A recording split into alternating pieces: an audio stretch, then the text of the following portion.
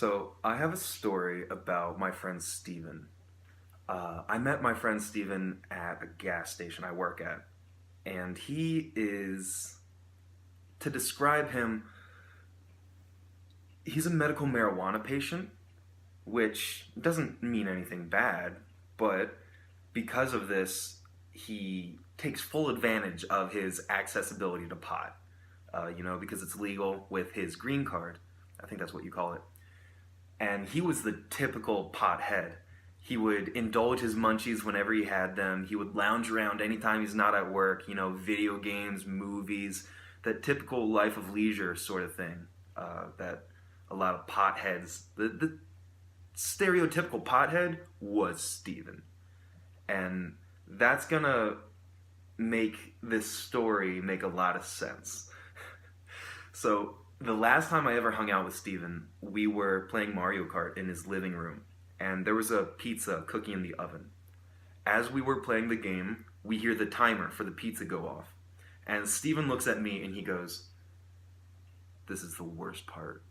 And I'm like, "What? What are you talking about? Worst part of what?" He's like, "The pizza." Okay? He's like, "Wait, I'll go get it. I'll be right back." And I don't know what he's talking about, but I'm just sitting there on my phone, killing time until the pizza gets back. I'm excited. And then suddenly, like 10 seconds after he leaves the room, I hear, "Ah, f-!" And I get up. It scares me. I get up. I'm going to the kitchen. And as I'm making my way through the hallway, I hear this clanging. I hear metal on metal. I hear like pots moving around and stuff in the kitchen, and Steven is stomping around. And I don't know what's going on. I'm a little scared, to be honest, entering the kitchen. And then I walk in, and the oven door is open. Steven's standing right in front of it, and what he's doing is he's trying to get the pizza out by putting in his naked hand into the oven and just knocking the tray out of the oven. And I'm looking at this and I'm like, "What are you doing? You're gonna burn your hand." He was like, "I don't have any oven mitts, dude. I can do it, I swear." So I'm looking at him, and like every time he touches the tray, you can kind of hear that of like flesh burning. And I swear, maybe I'm convincing myself, but I think I smelt it. I think I smelt skin like on that pizza. I didn't eat any of it.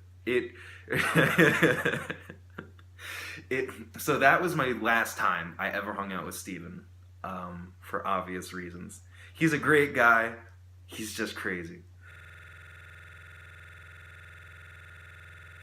I'm very fortunate in that I have minimal experience in receiving prejudice and discrimination and that sort of thing. I typically am not negatively affected by bias and prejudice against white people, or Americans, or however you choose to identify me. But there's one time I remember when I lived in Honduras as an English teacher. And Honduras is a Central American country just below Belize and Nicaragua, Guatemala, and so it's Latino. I was the minority white guy in the town in which I lived, called Cofradia. I remember I was walking back from school one day, and my school would let out students like half an hour before the non-volunteer driven schools would start their classes. So as I was going home and all my students were leaving school, the public schools of Honduras were just about to start their classes. So I remember heading back to my house, walking along the street, and on the other side of the road, I see this group of public school kids walking in towards downtown. And I'm looking at them. It's a group. They're laughing, giggling. I'm like, "Oh, cool. They're enjoying themselves." But then I see one guy turn to me, and he goes, "Gringo!" And I look at him, and he just puts up his middle finger. No, he puts up both. And he's doing like this swag walk, like he's like, "Yeah, I'm pointing at you." And the only way I responded, he was some 15-year-old kid. I wasn't offended or anything. He was just, you know, take, goofing around. Um, so what I did was I just made a heart sign back. I was a 19-year-old kid. It was weird response. Definitely better ways. I shouldn't have done anything, is what I should have done. But that's how I reacted. I was like, I'm not offended by this. This dude's just being weird. So I was being facetious and I just gave him a little heart. I held it up so he could see it. And that was that. He kept walking, I kept walking. And I actually told my fellow white coworkers, I say white because they weren't American nor they were gringos. Um, and they said it was probably not the best idea to respond in the way I did with a what's the word, with an antagonizing heart, because they're very homophobic. They tend to be homophobic in Honduras, and I thought, yeah, that's kind of a good that's a good point. I probably shouldn't have risked antagonizing or offending him, especially when he was originally the aggressor, I guess, if that's the word to say. But I thought it was really interesting considering that's my only experience ever being negatively affected by prejudice or bias against Americans or white people, gringos, I guess.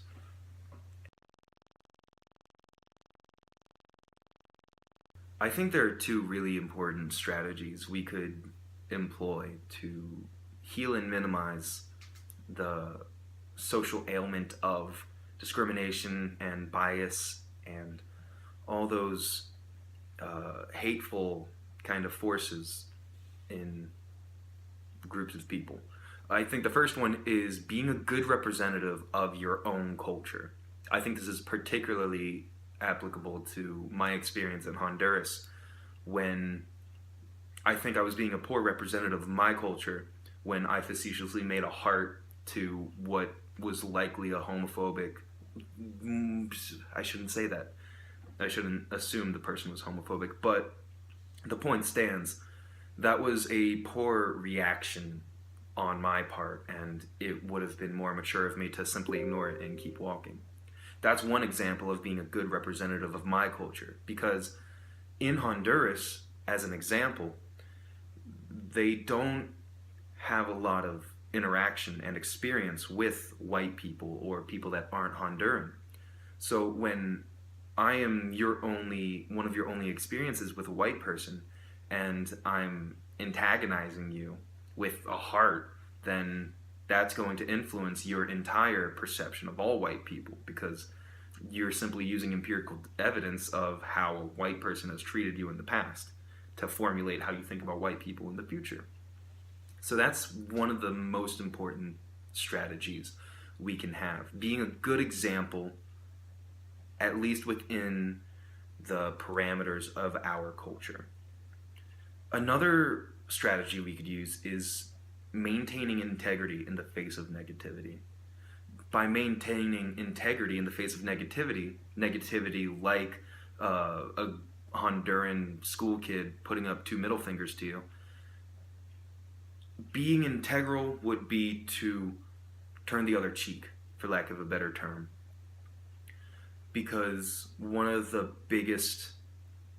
most contagious illnesses in the social world is hate.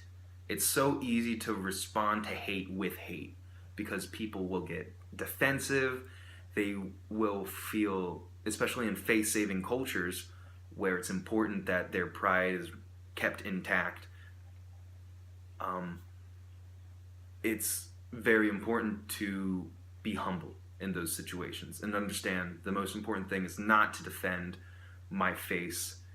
What's most important is to, again, being a good representative of my culture and being the mature person in this situation and having integrity and responding to negative forces in an appropriate way that allows for not only future dialogue with whoever may be expressing hate, but it also allows one to develop a sense of willpower and establish a personal foundation upon which they can add to their toolbox of being a better representative of their culture, a better intercultural communicator, and gradually work their way up to that level of unconscious competence in intercultural communications.